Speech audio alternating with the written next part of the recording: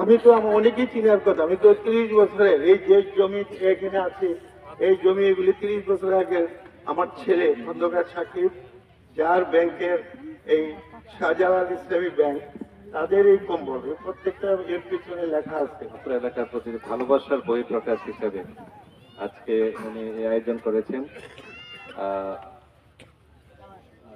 জনাব ইঞ্জিনিয়ার মেজবাউদ্দিন সাহেব, ডাইরেক্টর আরাফাই ইসলামী ব্যাংক, ওনার বক্তব্য শুনে আপনারা বুঝতে পারছেন উনি কোন লেভেলের মানুষ এবং কতটা ভালো মানুষ। মানুষের কথা থেকে তার কথা, বাচন ভঙ্গি বা তার যে তার বক্তব্য যেটা বেরিয়ে আসছে, অত্যন্ত ভালো মানুষ এবং ধর্মের সাথে জড়িত।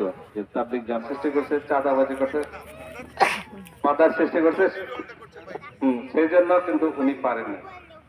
কাজে সেই রক্ষা করছিলেন।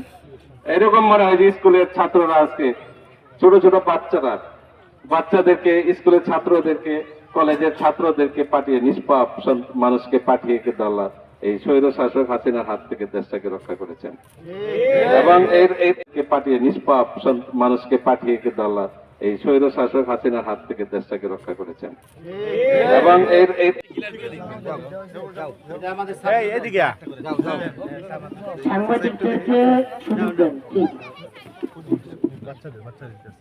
বলে বলে হাতা দেন বলে বলে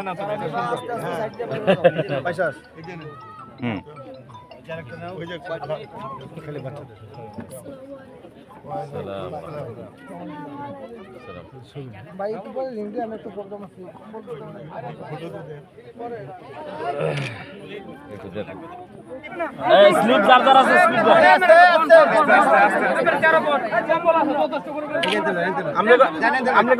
কেউ না